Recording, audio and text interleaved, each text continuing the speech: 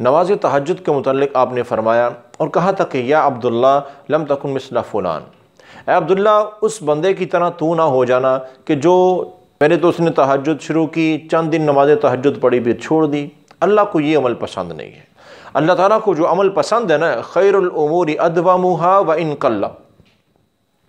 آپ نے فرمایا کہ عمل تھوڑا ہو لیکن مسلسل کرتے رہو، یہ اللہ کو بڑا پسند ہے، بنسبت اس عمل کی جو بہت زیادہ ہو لیکن اس کے بعد چھوڑ دیا جائے۔ مثال کے طور پر ایک بندہ 8 رکعت 10 رکعت 20 رکعت تہجد کی نماز پڑھتا ہے،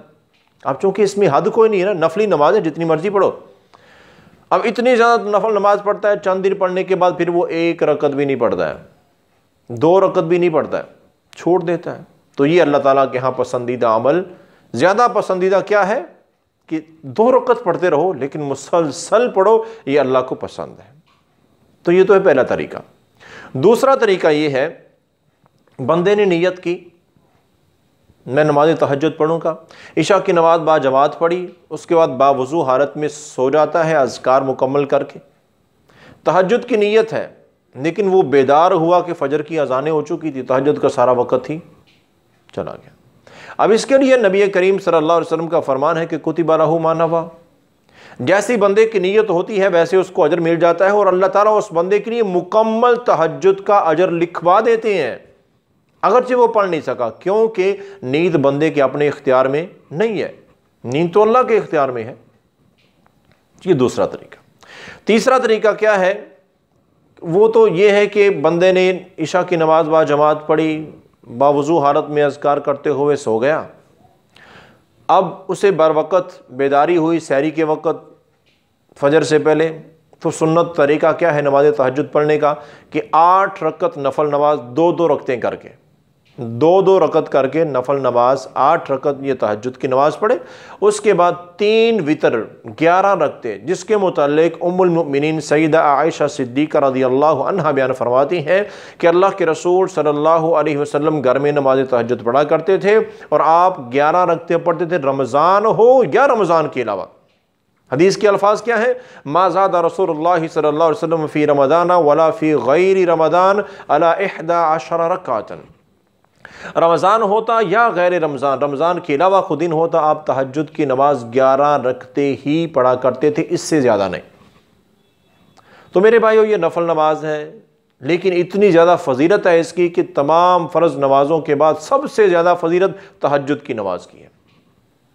تو 8 رکعت نفل، 3 آخر میں وتر، یہ مکمل 11 رکعتیں سنت کے مطابق تہجد کی نماز ہو گئی ہے فجر کی اذان سے پہلے پہلے۔ تیسرا طریقہ۔ چوتھا طریقہ یہ ہے، اور یہ صرف سحری کے وقت نہیں ہوتی ہے، عشاء کی نماز کے بعد سے لے کے فجر کی اذان تک تہجد کا وقت ہوتا ہے، اور اللہ کے رسول صلی اللہ علیہ وآلہ وسلم نے اس پورے وقت میں مختلف اوقات میں یہ نماز پڑھی ہے، کبھی سحری کے قریب، کبھی عشاء کے بعد، کبھی آدھی رات کو۔ تو چوتھا طریقہ کیا ہے کہ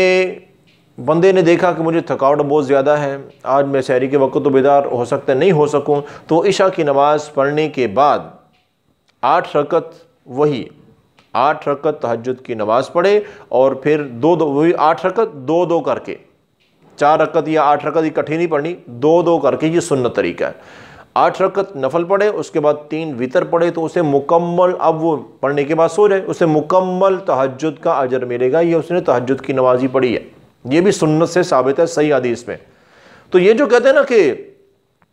تہجد پڑھنے کے لیے عشاء کے بعد سونا لازمی ہے، یہ بناوٹی باتیں ہیں، اپنی طرف سے کسی حدیث میں کوئی ایسا کچھ نہیں ہے۔ نبی کریم صلی اللہ علیہ وسلم نے ساری رات میں تہجد پڑھی ہے، عشاء کے فوراً بعد بھی، آدھی رات کو بھی، رات کے آخری حصے میں بھی، ساری رات بھی آپ نے پڑھی ہے، تو اس میں کوئی ایسی رکاوٹ نہیں، یہ اپنی بناوٹی باتیں ہیں اور دین کو مشکل کرنے والی باتیں ہیں، ایسا نہیں کرنا چاہیے۔